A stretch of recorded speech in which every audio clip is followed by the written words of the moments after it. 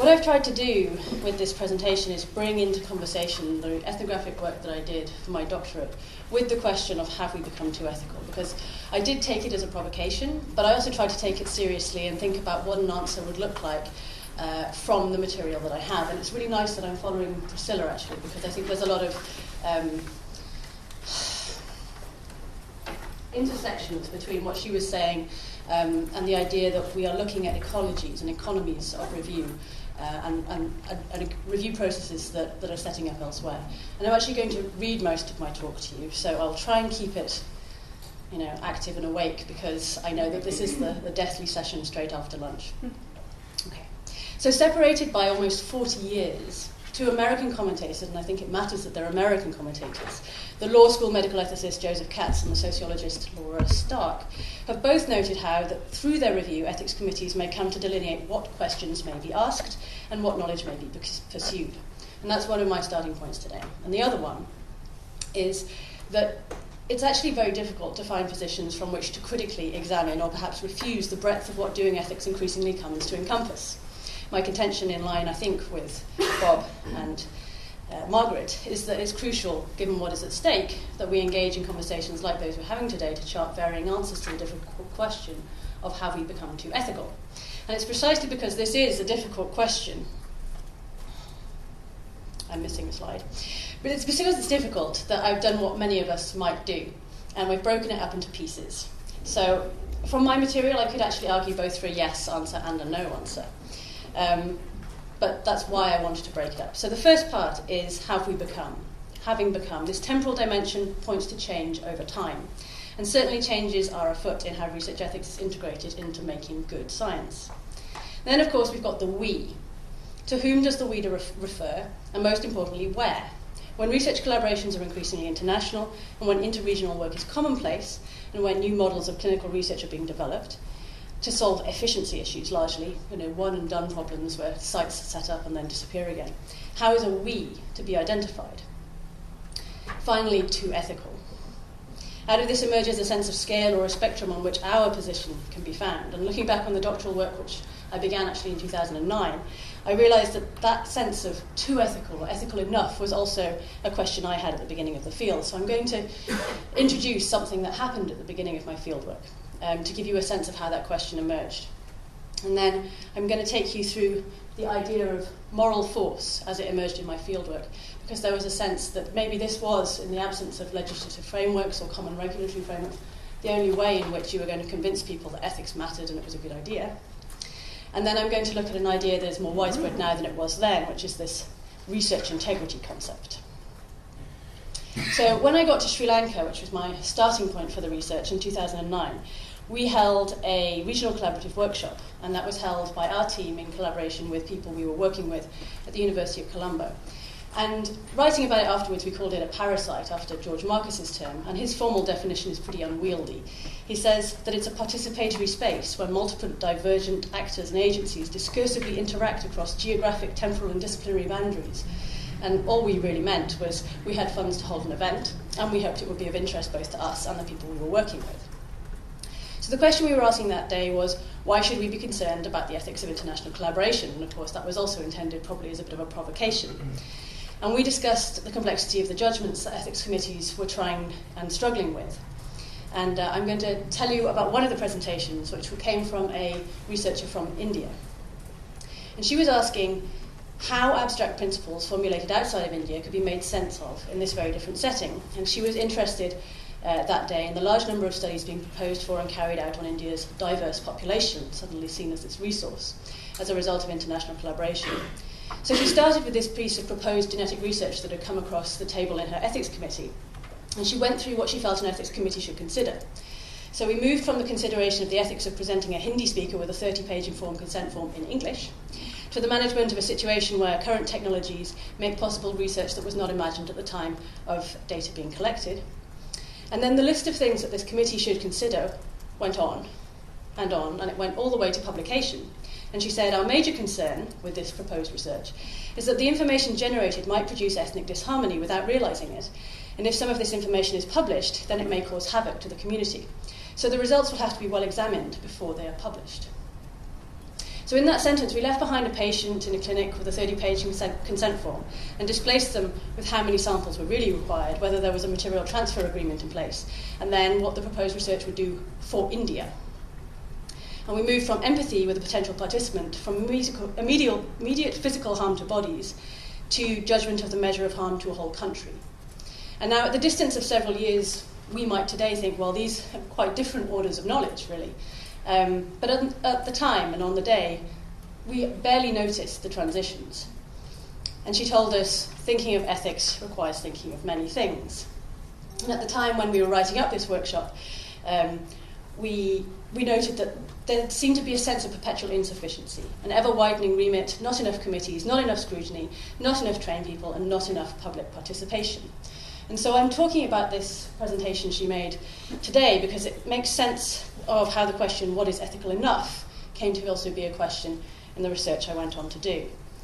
And what the story does, I think, is demonstrate the potential encompassment of ethics. It reframes things. And it perhaps also points to a danger which maybe animates the question we're looking at in this symposium, which is that to be seen to be ethical, there's always something more you could have thought of. And that there seems to be no natural check on this system of checks and balances. And having thought of one more thing might indeed become evidence of having an ethical stance. So having given you a sense of the environment that I entered for my research, I'm going to take you with me to the organisation that I ended up studying, which was called the Forum of Ethics Review Committees of Asia and the Pacific. And the speaker I just told you about, the delegate from India worried about genetic research, was one of their secretaries. And these are the sites. I think this is an earlier slide. I travelled to many of their sites. What they are is an NGO based in Bangkok, and their interest really is in training ethics review committees. They want to train them, and they want to bring them together, and they want to network them up together. But they also implement something called the Recognition Programme, or the survey. And this has been in place since 2005, and it assesses ethics review committees for their adherence to a set of standards, most of which are drawn from World Health Organization documents and from the US. So, alongside these clinical research projects, there have been a lot of initiatives in the Asian region to build capacity in research ethics review. And these came out in the late 1990s, early 2000s, when people were doubting whether committees elsewhere, read outside the US and outside the UK, really had the capacity to review ethical review at all, whether they could be trusted, whether they were, as Priscilla was noting, simply rubber stamp committees, especially as two-ended ethical review, or calls for that, having it reviewed both by the sponsor and the host, were increasing. And today you'll find that European documents put that demand even more strongly, saying there actually should be an ethics committee locally in place as a prerequisite to having a trial take place there at all. So these survey or recognition programme activities that FERCAP, the Forum of Ethics Review Committees of Asia and the Pacific, were up to, they existed to support these new prerequisite committees with all manner of improvement activities, from providing a template for standard operating procedures, assessing the composition of the new committees, supporting them in arguments with management at universities or hospitals so that they could get an office to call their ethics review committee office. And in the 10 years it's been operating, they've actually recognised 173 committees. There were only 50 recognised at the time that I was closing up my ethnographic fieldwork.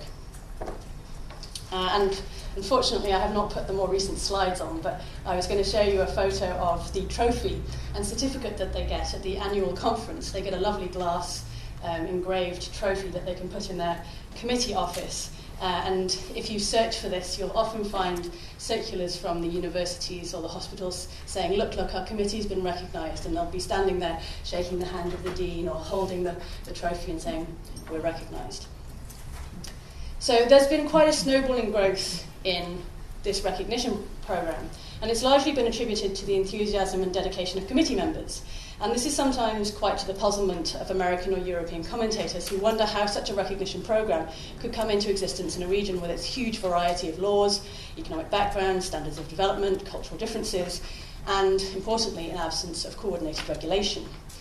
So one American had been at a conference with the coordinator of this network, a woman called Christina, and they'd asked her, how is it that this works? They'd asked her, how are you going to do a system, read a system of ethical review, when you don't have any laws?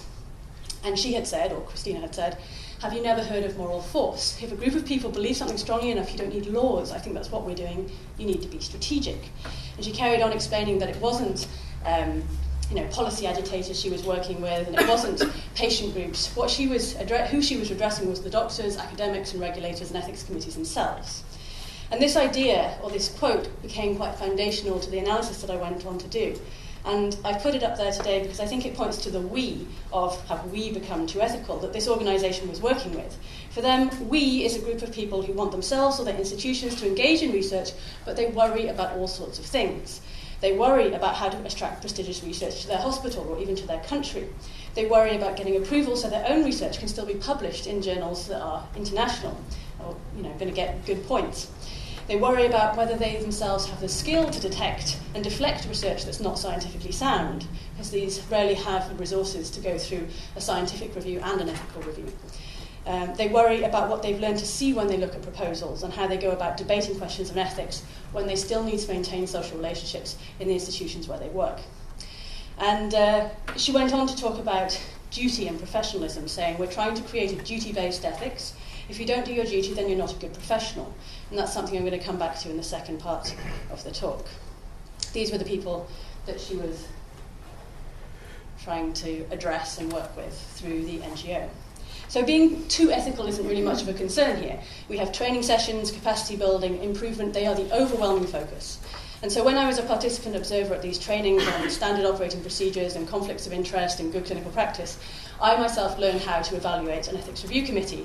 I interviewed staff, I examined paperwork, I checked for inconsistencies, I inspected their offices and their filing systems. And I developed a clear sense that doing ethics here was really being turned into a measurable outcome.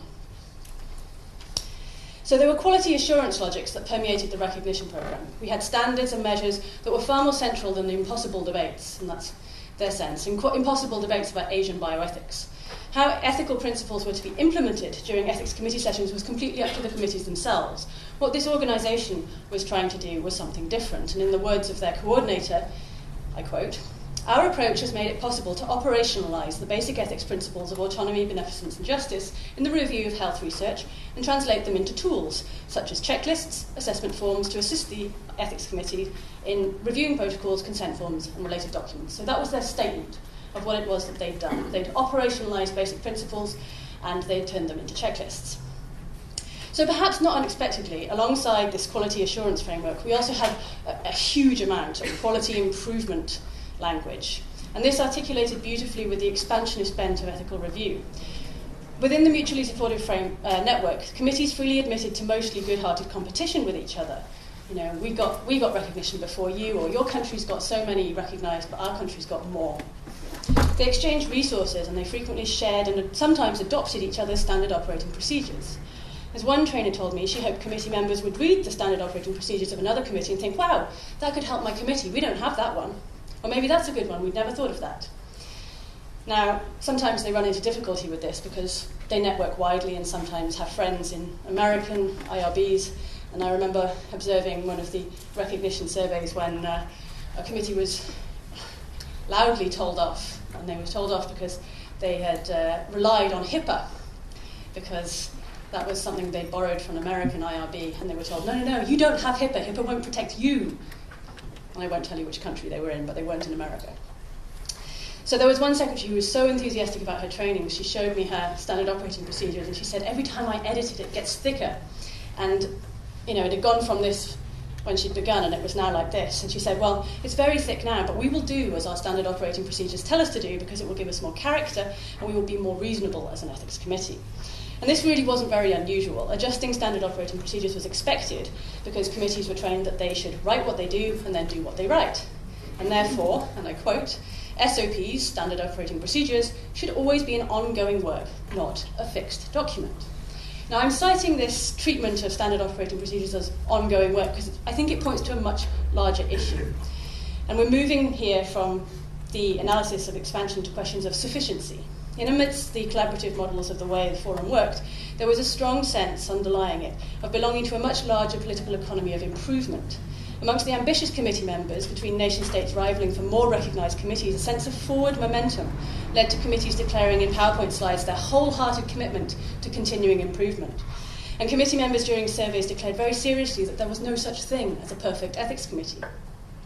And so if we were to ask one of these ambitious committees, particularly at sites oriented towards becoming hosts for multi-sited clinical trials, they would probably answer that they are perhaps not ethical enough. There are further certificates, seals and qualities to gain, currently embodied by the American Association for the Accreditation of Human Research Protection Program, or AHRP. So as I was completing my fieldwork, there were 7 committees in Asia who'd been recognised by these guys, and they'd actually, you can call this accreditation by these guys. The recognition program that FERCAP, who I worked with, run, they call it recognition because they don't feel that they can accredit, and we can talk about the distinction in questions if you like. But when I finished my fieldwork, they had recognised 7, 2013. They've now recognised 21, and they've added China, Thailand, Taiwan to their list of India, Korea and Singapore.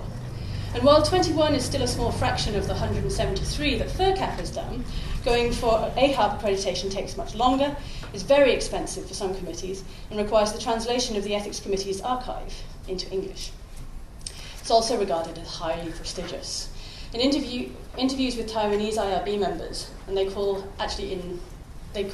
a difference between different countries as well, as that they orient themselves towards the US and call themselves IRBs, orient themselves towards Europe and call themselves ethics committees. But they said that this accreditation from AHRP was now the new gold standard. And you had quotes circulating from committees who had been recognised by them saying, we're really sending a message to other research institutions. If they're serious about clinical research, they should be thinking about this too.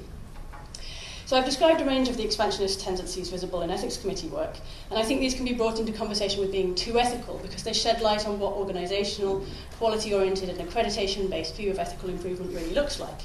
And this section answers that kind of question about what it looks like from their point of view. But if we were to return to have we become ethical enough, we might ask, although the people I worked with didn't, what happens if one dares to say this is ethical enough? Could that question even be posed within an environment of committee aspiration, competitive committee one-upmanship, and competitive accreditation? If the context is competitive, being ethical enough takes on a different resonance.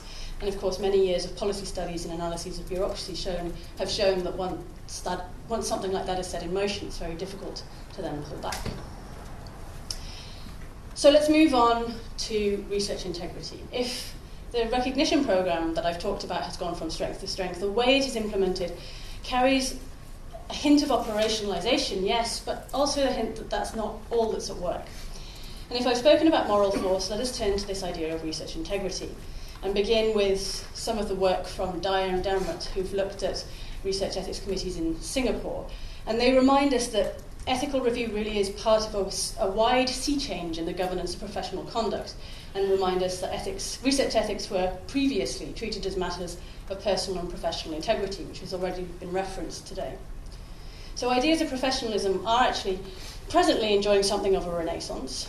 Canadian researchers Sylvia and Richard Cruz, I'm not quite sure how to pronounce their surname, they've pushed for examination of how professionalism is to be taught and evaluated, and they draw on people like the medical sociologist William Sullivan, because their view is that neither economic incentives, nor technology, nor administrative control have provided an effective surrogate for the commitment to integrity evoked in the ideal of professionalism.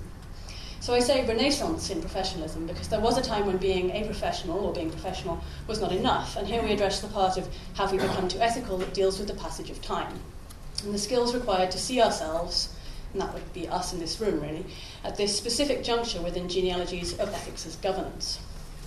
So historical accounts, such as those from Duncan Wilson in the UK or Laura Stark in the US, have charted the factors that fostered the outside scrutiny of medicine, paying attention to the relocation of moral authority across the decades. And FERCAP networks, the people I worked with, they draw on colleagues from the World Health Organization, from the FDA, from the EMA, and from many more. And accounts questioning the efficacy or sufficiency of ethical review have started to come into their annual conferences.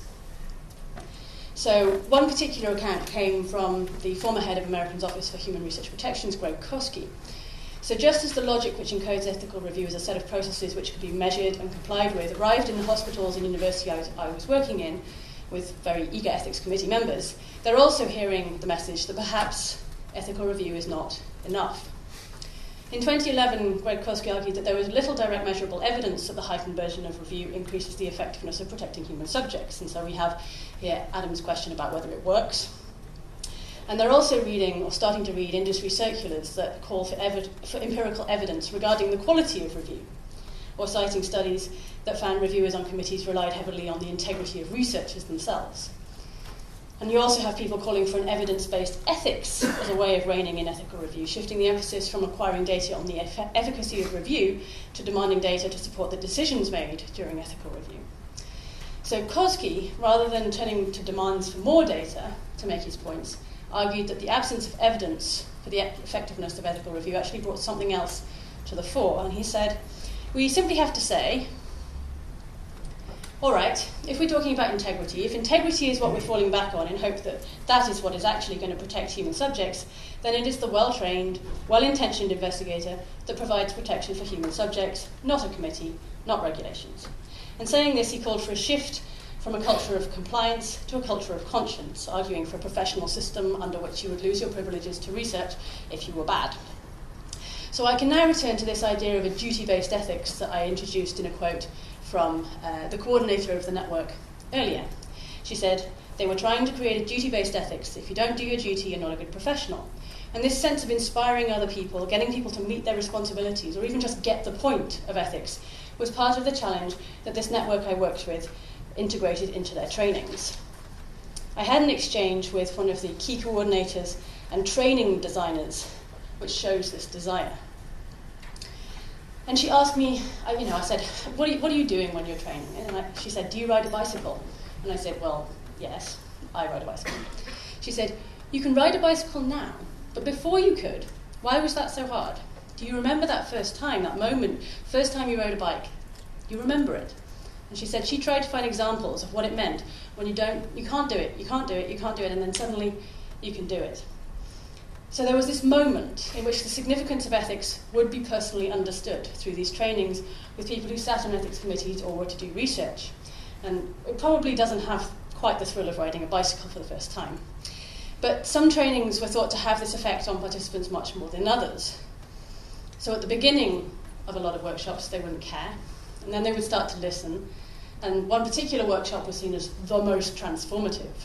At the beginning, they don't care, and then they hear what you're saying, and you see them change. So what I'm trying to say is that the trainings that they run are not just targeted at making students who realise that they're ignorant and try and overcome it. Rather, the aim is to transform their attitudes, and trainees themselves argued for this too. One of them told me, well, it's very nice that we have all of this training, but no rule can write it all. No rule can cover every aspect or every speech of the doctor to the patient, only the integrity of the doctor can do that. So, in talking about a shift towards research integrity, from moral force to research integrity, I've pointed to two different routes. First, from the predominantly American commentators who go to Asia, fed up with a system that they've been implementing for many years, and talk about changes that need to happen, and maybe suggesting a shift towards research integrity, having got fed up with these audit-based models of doing ethical review. Secondly, the people I was working with were receiving this message about complying and doing research ethics review well and being audited for it or effectively surveyed and recognised and accredited, but they didn't feel that was enough either. This lingering dissatisfaction remained, and I think Peter Pels has talked about moving between these different models of how to make people good, effectively, writing about anthropological ethics. And I think today it might be useful to think about a sociology of sufficiency, because it would force us to be attentive to that which uncovers the myriad ways in which any given we is going to fall short. For though the implied interiority of research integrity might seem like an escape from checklists and measures, we can probably be assured that it is not. So some comments on what I've told you about working with effectively an organisation that tries to do capacity building with ethics review committees that are new or recent within the Asia-Pacific region, and that has set itself up as basically an arbiter of their standards. Have we become too ethical? What I've tried to show is how certain contexts make this question meaningful or meaningless by tracing some of the drivers of ethical thinking in the field that I worked in, from moral force as a way of getting people to do this, to research integrity? Have we become too ethical? Put in conversation with this material brings into view narratives of insufficiency, sufficiency, and excess. In the first story about the Indian commentator, we can see how ethics can come to encompass a massive range of things, and sometimes it can be difficult for new committees or committees in training to evaluate the scale of what to attend to or what enough would even look like. Secondly, when the American commentator asked the coordinator of the network I studied how they would make ethics work without laws, she replied that moral force had to organise action. This is about making ethical review systems in a context perceived as being in a state of insufficiency. No regulation, no laws. Excess is almost impossible here. The work of supporting committees and encouraging them to follow standards more closely continues. But we must also learn about doing ethics in a state of competition. Competition between committees and between organisations who accredit them. That would be between FERCAP, who I studied, and AHARP, who are moving in on their accreditation territory. Being ethical enough here is asked in conversation with aspiration, standards, quality improvement, and an eye always on the person who can provide a certification that you can't. So finally, I turned to the rising discussion about research integrity, and I showed different kinds of dissatisfaction with grouping ethical review under being ethical. In the different ways, the complaints from America and from my interviewees touched on the same thing, an individualised form of becoming ethical or being a good professional. So bringing together these threads of enough, insufficiency and dissatisfaction, we are of course forced to ask, from where is the question asked? From where is the question, have we become too ethical, being asked? And if we're aiming today to have a discussion about an ethics that delineates what questions may be asked through ethical review, or what knowledge may be pursued, as Katz and Stark have encouraged us to do, then the material that I've presented pushes us to look at the organisations, the bodies and the centres who decide what standards of ethics are going to look like and how their sense of sufficiency or insufficiency spreads.